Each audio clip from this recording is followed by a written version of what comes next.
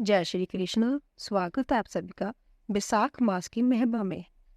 तो दोस्तों, आज हम इस वीडियो में आपको विशाख महीने की महिमा बताएंगे और विशाख महीने में कौन सा दान पुण्य करना चाहिए। अंत्य वीडियो के अंत तक बने रहे। नारद जी कहते हैं, एक समय बदेह राज जनक के घर दोपहर के समय श्रुतदेव नाम से विख्यात एक श्रेष्ठ मुनि पधारे, जो वेदों के ज्ञाता थे। उन्हें देखकर राजा बड़े उल्लास के साथ उठकर खड़े हो गए और मधुपर्क आदि सामग्रियों से उनकी विधि पूर्वक पूजा करके राजा ने उनके चरणोदक को अपने मस्तक पर धारण किया। इस प्रकार स्वागत सत्कार के पश्चात जब वे आसन पर विराजमान हुए, तब विदेहराज के प्रेषण के अनुसार विशाख मास के महात्म का वर्णन करते हुए वह इस प्रकार बोले। श्रुतदेव ने कहा, राजन, जो लोग विशाख मास में धूप से संतप्त होने वाला महात्मा पुरुषों के ऊपर छाता लगाते हैं, उन्हें अनंत पुण्य की प्राप्ति होती है। इस विषय में एक प्राचीन इतिहास का उदाहरण दिया जाता है। पहले वंग देश में हेमकांत नाम से विख्यात एक राजा थे। वह कुशकेतु के पुत्र परम बुद्धिमान और शास्त्रधारियों में श्रेष्ठ थे। एक दिन वह शिकार खेलने में आसक्त होकर एक गहन वन में जा घुसे। वहां अनेक प्रकार के मृग और बराह आदि जंतुओं को मारकर जब वह बहुत थक गए, तब दोपहर के समय मुनियों के आश्रम पर आए। उस समय आश्रम पर उत्तम व्रत का पालन करने वाले शतऋषि नाम वाले ऋषि समाधि लगाए बैठे थे, जिन्हें बाहर के कार्यों का कुछ भी ज्ञान नहीं होता था। उन्हें निष्फल बैठे देख राजा को बड़ा क्रोध हुआ और उन्होंने उन महात्मा को मार डालने का निश्चय किया। तब उन ऋषियों के 10,000 शिष्यों ने राजा को मना करते हुए कहा, ओ खोटी बुद्धि वाले नरेश, हमारे गुरु लोग इस समय समाधि में स्थित है। बाहर कहाँ क्या हो रहा है इसको जय नहीं जानते, इसीलिए इन पर तुम्हें क्रोध नहीं करना चाहिए। तब राजा ने क्रोध से विहल होकर शिष्यों से कहा, द्विज कुमारों, मैं मार्ग से थका मांदा जहाँ आया हूँ, अंत्य तुम ही लोग मेरा आतिथ्य करो। राजा के ऐसा कहने पर वह शिष्य बोले, हम लोग भिक्षा मांगकर खाने वाले हैं।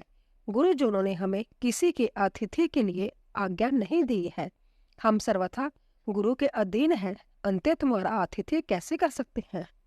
शिष्यों का यह कोरा उत्तर पाकर राजा ने उन्हें मारने के लिए धनुष उठाया और इस प्रकार कहा, मैंने हिंस्र जीवों और लटेरों के बेया आदि से जिनकी अनेकों बार रक्षा की है, जो मेरे दिए हुए दानों पर ही पलते हैं, वे आज मुझे ही सिखलाने चले हैं। जय मुझे नहीं जानते, जैसा भी कृतिक और बड़े अभिमानी है। इन आतिथ्यों को मार डालने पर मुझे कोई दोष नहीं लगेगा। ऐसा कहकर वह कोपित हो धनुष से बाण छोड़ने लगे। बेचारे शिष्य आश्रम छोड़कर बेया से भाग चले। भागने पर भी हेमकांत ने उनको पीछा किया और 300 शिष्यों को मर गिराया। शिष्यों के भाग जाने पर आश्रम पर जो कुछ सामग्री थी, उसे राजा के पाप आत्मा सैनिकों ने लूट लिया। राजा के अनुमोदन से ही उन्होंने वहां इच्छा अनुसार भोजन किया। फिर दिन बीतते बीतते राजा सेना के साथ अपनी पुरी में आ गया। राजा कुशकेतु ने जब अपने पुत्र का यह अन्यायपूर्ण कार्य सुना, तब उसे राज्य करने के अयोग्य जानकर उसकी निंदा करते हुए उसे देश निकाला दे दिया। पिता के त्याग देने पर हेमकांत घने वन में चला गया। वहां उसने बहुत वर्षों तक निवास किया। ब्रह्म हत्या उसका सदा पीछा करती रहती थी, इसीलिए वह कभी भी स्थिरता पूर्वक रह नहीं पाता था। इस प्रकार उस दुष्ट आत्मा के 28 वर्ष व्यतीत हो गए। एक दिन विशाख मास में जब दोपहर का समय हो रहा था, महामुनि तीर्थ यात्रा के प्रसंग से उस वन में आए। वह धूप से अंतत संतप्त और तृषा से बहुत पीड़ित थे, इसीलिए किसी वृक्षहीन प्रदेश में मूर्छित होकर गिर पड़े। देवयोग से हेमकांत उधर आ निकला। उसने मुनि को प्यास से पीड़ित, मूर्छित और थका मंदा देखकर उन पर बड़ी दया की। उसने पलाश के पत्तों से छत्र बनाकर उनके ऊपर आती हुई धूप का निवारण किया। वह संभव मुनि के मस्तक पर छाता लगाए खड़ा हुआ और तुम्बी में रखा हुआ जल उनके मुंह में डाला। इस उपचार से मुनि को होश आ गया और उन्होंने क्षत्रिय के दिए हुए पत्ते के छाते को लेकर अपनी व्याकुलता दूर की। उनकी इंद्रियों में कुछ शक्ति आई और वह धीरे धीरे किसी गांव में पहुंच गए। उस पुण्य के प्रभाव से हेमाकांत की 300 ब्रह्महत्याएं नष्ट हो गई। इसी समय यमराज के दूत हेमकांत को लेने के लिए वन में आए। उन्होंने उसके प्राण लेने के लिए संग्रहणी रोग पैदा किया। उस समय प्राण छूटने की पीड़ा से छटपटाते हुए हेमकांत ने 3 अत्यंत भयंकर जमदूतों को देखा, जिनके बाल ऊपर की ओर उठे हुए थे। उसी समय अपने कर्मों को याद करके वह चुप हो गया। शत्रदान के प्रभाव से उसको विष्णु भगवान का स्मरण हुआ। उसके स्मरण करने पर महाविष्णु ने विभीषिक सैन से कहा, तुम शीघ्र जाओ, जमदूतों को रोको, हेमकांत की रक्षा करो। अब यह निष्पाप और मेरा भक्त हो गया है। उसे नगर में ले जाकर उसके पिता को सौंप दो। साथ ही मेरे कहने से कुशकेतु को यह समझाओ कि तुम्हारे पुत्र ने अपराधी होने पर भी वैशाख मास में छत्रदान करके एक मुनि की रक्षा की है। अंत्य वह पाप रहित हो गया है। इस पुण्य के प्रभाव से वह मन और इंद्रियों को अपने वश में रखने वाला, दीर्घायु, शूरता और उदारता आदि गुणों से युक्त तथा तुम्हारे समान गुणवान हो गया है। इसीलिए अपने महाबली पुत्र को तुम राज्य का भार संभालने के लिए नियुक्त करो। भगवान विष्णु ने तुम्हें ऐसी ही आज्ञा दी है। इस प्रकार राजा को आदेश देकर हेमकांत को उनके अधीन करके जहां लौट आओ। भगवान विष्णु का यह आदेश पाकर महाबली विभीषिक सैन ने हेमकांत के पास आकर जमदूतों को रोका और अपने कल्याण में हाथों से उसके सब अंगों में स्पर्श किया। भगवत के स्पर्श से हेमकांत की सारी व्याधि क्षण भर में दूर हो गई।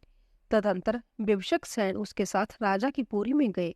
उन्हें देखकर महाराज कुशकेतु ने आश्चर्यचकित हो भक्तिपूर्वक मस्तक झुकाकर पृथ्वी पर साष्टांग प्रणाम किया और भगवान के पार्षद का अपने घर में प्रवेश कराया। वहां नाना प्रकार के स्तोत्रों से उनकी स्तुति तथा वैभवों से उनका पूजन किया। फिर महाबली विभीषिक सैन ने अंततः प्रसन्न होकर राजा को हेमकांत के विषय में भगवान विष्णु ने जो संदेश दिया था वह सब कह सुनाया। उसे सुनकर कुशकेतु ने पुत्र को राज्य पर बिठा दिया और संध्या विभीषिक सैन की आज्ञा लेकर पत्नी सहित वन को प्रस्थान किया।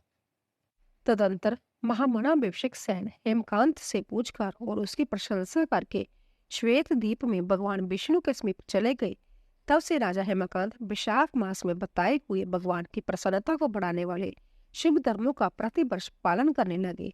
वह ब्राह्मण भक्त, धर्मनिष्ठ, शांत, जितेंद्रिय, सब प्राणियों के प्रति दयालु और संपूर्ण जगहों की दीक्षा में स्थित रहकर सब प्रकार की संपदाओं से संपन्न हो गए।